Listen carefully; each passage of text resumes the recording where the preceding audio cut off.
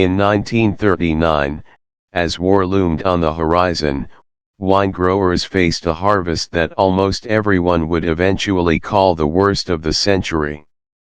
As it turned out, wine growers need not have worried about completing their harvest before the battles began. After war was declared on September 3, 1939, nothing happened. There were no battles, no threats of retaliation from Berlin, nothing except a few German planes which flew lazily over Paris. French forces launched a half-hearted thrust toward the German front, but quickly drew back to more secure positions behind the Maginot Line. Confident that the series of concrete fortifications which ran from Switzerland to the Luxembourg and Belgian borders would provide all the protection necessary. Considered unbreachable, it had been constructed between the two wars to deter a German offensive into France. It was also a symbol, a static reminder of French defensive thinking.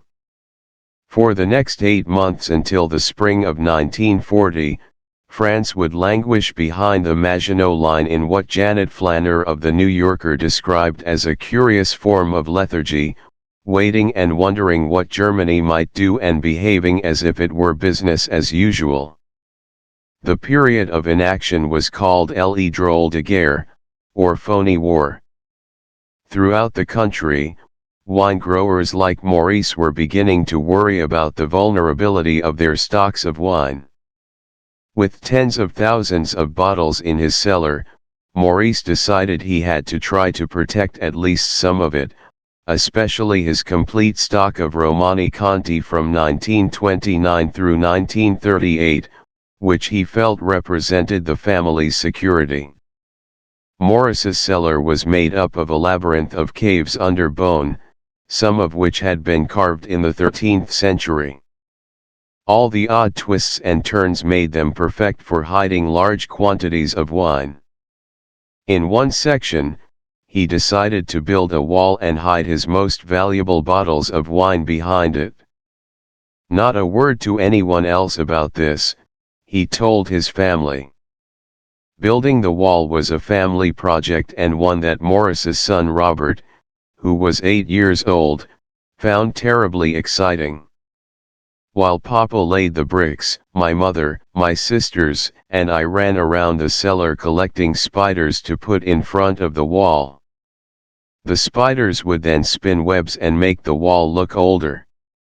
Similar efforts were underway in Champagne, only on a much larger scale. With miles and miles of limestone caves underpinning the region, producers secreted away not only huge amounts of champagne but also hunting rifles, furniture, and even cars. At La Rond-Perrier, Marie-Louise de Nonancourt did not need much space since she did not have much to hide, only 400 pieces, the equivalent of about 100,000 bottles, merely a drop for most champagne houses but all she had been able to afford when she purchased the domain. Unlike other champagne houses, however, Marie-Louise not only built a wall, she also called on some extra help, her namesake, the Virgin Mary.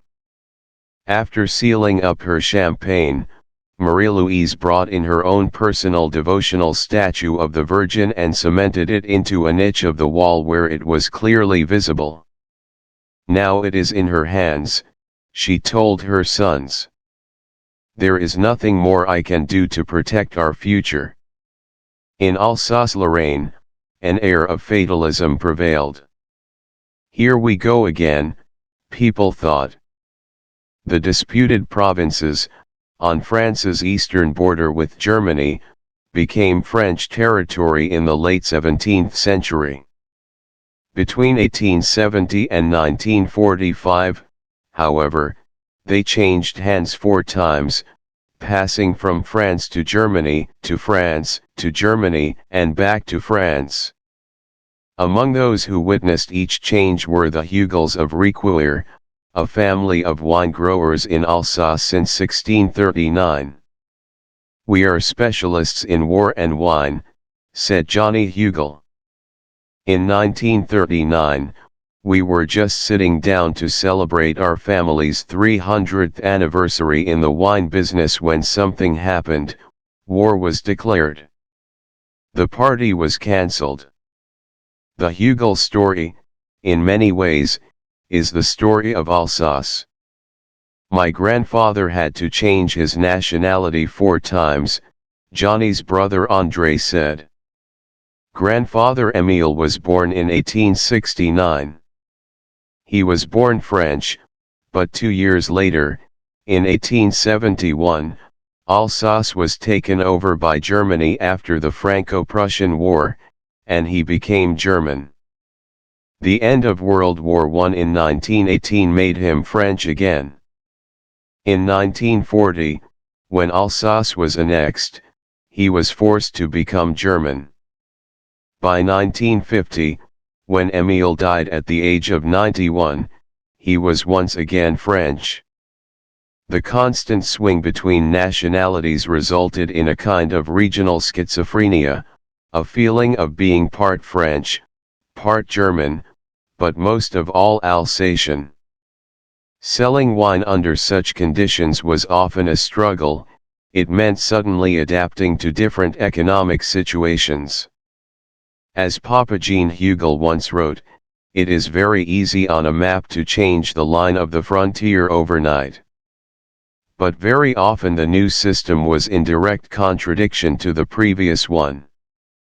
The home market became the export market, out of reach through tariff restrictions and vice versa. Well-established connections were no longer available, and new markets had to be painstakingly won. In the fall of 1939, it seemed inevitable that the whole agonizing process was about to repeat itself. With the declaration of war, the French government, fearing an attack, ordered that the city of Strasbourg, which sat just across the Rhine River from Germany, be evacuated. By the end of the year, with its 200,000 residents having fled, Strasbourg was a ville morte, a dead city. But still nothing happened. The Hugels, however, were convinced it was only a matter of time before the phony war became a real war. They had seen how appeasement had failed at Munich the year before, how Hitler had played Prime Ministers Daladier and Chamberlain for fools. When Hitler signed a friendship and non-aggression pact with the Soviet Union in August 1939, the Hugels had little doubt war was just around the corner. They were proved right. At that moment, we felt that the only way Germany could be stopped was if the United States joined the war, Johnny Hugel said. But those hopes were dashed when President Roosevelt, in October, reaffirmed his country's intent to remain neutral. Throughout Alsace, there was a feeling of impending doom, a sense of foreboding as threatening as the clouds that hung over the region during that cold gray November. The following month, as the holiday season drew near, the festive spirit that usually existed was nowhere to be seen. Most of Alsace's villages, which looked as if they had popped out of a Hansel and Gretel storybook, remained dark.